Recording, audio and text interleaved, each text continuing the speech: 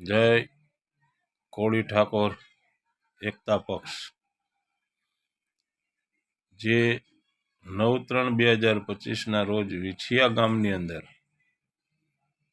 કોળી ઠાકોરનું મહાસંમેલન જ્યાં મળવાનું છે, તો કોળી સમાજના જે કોઈ આ સંમેલનમાં વિરોધ કરતા હોય, પોતાના વિડીયો મૂકતા હોય, તો હું તમને એક વસ્તુ સમજાવું કે આ કુંવરજીભાઈ બાવળિયાની નિષ્ક્રિયતા બતાવે છે ને, એ કોળી યુવાનનું ખૂન થાય, એની લાશ એક દિવસ રઝળે, પછી પોલીસ કેસ થાય, અને પોલીસ કેસ થયા પછી ધરપકડ કરવામાં પણ પોલીસ ધ્યાન ના દે.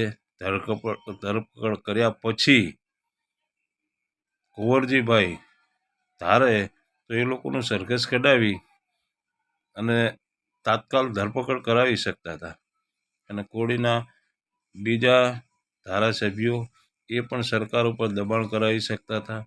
વિછિયા પોલીસ સ્ટેશનનો સંપર્ક કરી અને કડક વ્યવસ્થા કરાવી શકતા હતા. પણ હકીકત કંઈક અલગ છે. એ તો તમે વિછિયા જાઓ, વિછિયાની આજુબાજુના ગામડાના કોળી સમાજના જે લોકો છે એને પૂછો. જે તમે કુંવરજીભાઈ બાવળિયાના સમર્થનમાં ઉતર્યા છો ને, એ લોકો ક્યાંય કોળીને અન્યાય થાય, તમારી પોતાની હાજરી છે, તમે રસ લીધો છે. આ તો એક અવાજ ઉઠે છે સમગ્ર કોળી સમાજનો. ફેસબુકના માધ્યમમાં તમે જુઓ છો ને, નાના મોટા કોળી સમાજના કેટલાય યુવાનો અને બધા જ વિરોધ ઉઠ્યો છે. કારણ કે ચારે બાજુ કોળી ઉપર અત્યાચારો થાય છે, બેન દીકરીઓની છેડતી થાય છે, અને પોલીસ પ્રશાસન દ્વારા પણ હેરાનગતિ થાય છે. કારણ કે આપણે જેને ચૂંટીને મોકલે આપણા સમર્થનમાં બોલતા નથી, બરોબર. અને પોલીસ પ્રશાસન રહ્યું કે નહીં, એ તો કોનું હોય? પૈસાનું હોય ભાઈ. અને કોળી સમાજ અગર આર્થિક રીતે પછાત છે તો પૈસો ક્યાંથી હોય? એટલે એ લોકોને તો પોલીસ દમનનો પણ થાય છે ને. તો આ એકતા થાય છે એને થવા દો. લાંબા ગાળે સમાજને ફાયદામાં છે, અને આમાં સંમેલનની અંદર પોતાના અંગત ફાયદા માટે કોઈ વિરોધ ના કરશો. પાયલગુટી પ્રકરણની અંદર કૌશિકભાઈ વેકરિયાના સમર્થનમાં એક પણ પટાલ સમાજમાંથી કોઈ બોલ્યો નહોતો.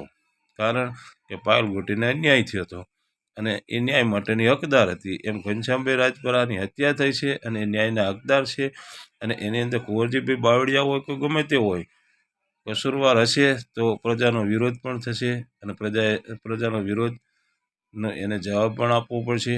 અને પટેલ પાટીદાર અનામત આંદોલન વખતના કેસ પાછા ખેંચ્યા, તો તમારા જે ચૂંટાયેલા ધારાસભ્યો ચૂપચાપ કેમ બેઠા છે? એને કહી દો કે એ પણ આ અનામત વખતના અને આ બધા કેસ પાછા ખેંચી લે. મુદ્દો તો મૂળ આ બધાને બચાવવાનો છે ને. તો ખોટા શા માટે પોતાના અંગત સ્વાર્થ માટે આ સમાજની એકતામાં વિરોધ કરી રહ્યા છો? તો મારે સૌને અપીલ છે કે એકતા હશે તો જ તમારું કોક સાંભળશે. બાકી આઝાદીના આટલા વર્ષ પછી પણ હજી કોળી સમાજ એકતાના અભાવે વિકાસ નથી થયો ભાઈ. એકતા થશે ને એટલે વિકાસની પણ થશે, અને બધું થશે. માટે કોઈ ખોટા વિડીયો મૂકી અને આ સંમેલન વીખવાના પ્રયત્નો ના કરતા. કારણ કે આ સંમેલન પાછળનો હેતુ કોઈ રાજકીય પક્ષ કે ચૂંટણી લડવા માટેનો નથી કોઈનો. આ તો સમાજના આવા દુઃખી વ્યક્તિઓ સુધી સમાજના બીજા સંગઠન પહોંચી અને એ લોકોને મદદ કરવા માટેનો હેતુ છે. આમાં કોઈ રાજકીય મુદ્દો નથી, બરોબર.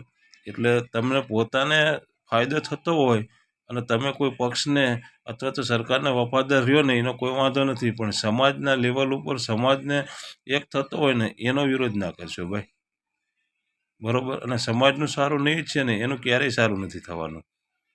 જય કોળી સમાજ, જય કોળી ઠાકોર સમાજ, જય માતા.